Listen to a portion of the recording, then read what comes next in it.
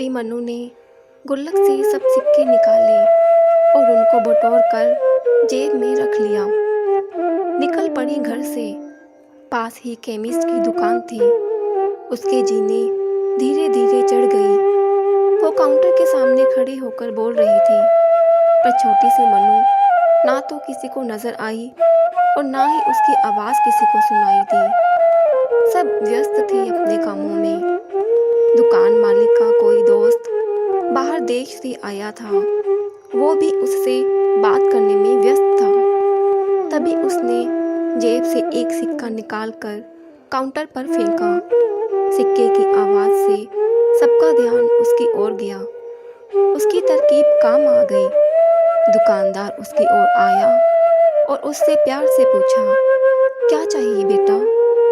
उसने जेब से सब सिक्के निकालकर अपनी छोटी सी हथेली पर रखे और बोली, मुझे चमत्कार चाहिए। दुकानदार समझ नहीं पाया। उसने फिर से पूछा। वो बच्ची फिर से बोली, मुझे चमत्कार चाहिए।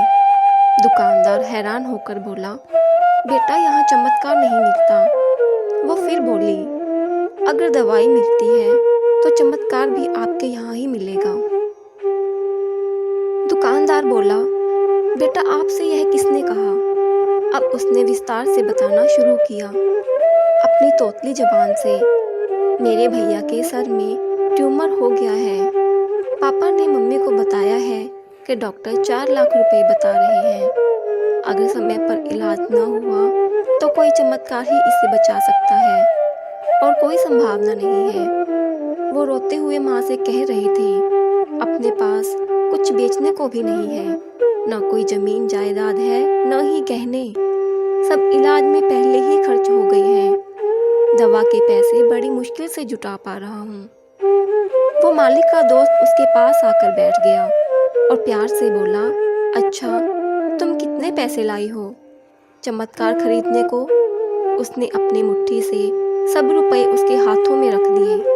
उसने वो रुपए गिने। 21 रुपए 50 पैसे थे। वो व्यक्ति हंसा और मनु से बोला, समझो तुमने चमत्कार खरीद लिया। चलो मुझे अपने भाई के पास ले चलो। वो व्यक्ति उस केमिस्ट का दोस्त था। वो अपनी छुट्टी बिताने भारत आया था और बाहर किसी देश में एक बहुत ही प्रसिद्ध न्यूरोसर्जन था। उसने उस बच्चे का इलाज 21 रुपए 50 पैसे में किया और वो बच्चा सही हो गया। प्रभु ने मनु को चमत्कार बेच ही दिया। वो बच्ची बड़ी श्रद्धा से उसको खरीदने चली थी। वो उसको मिल गया। प्रभु सबके पालनहार हैं। उनकी मदद ऐसे ही चमत्कार के रूप में मिलती रहती है। बस आवश्यकता है तो सिर्फ सच्ची श्रद्धा की, क्योंकि परमात्मा संसार के कण कण में है।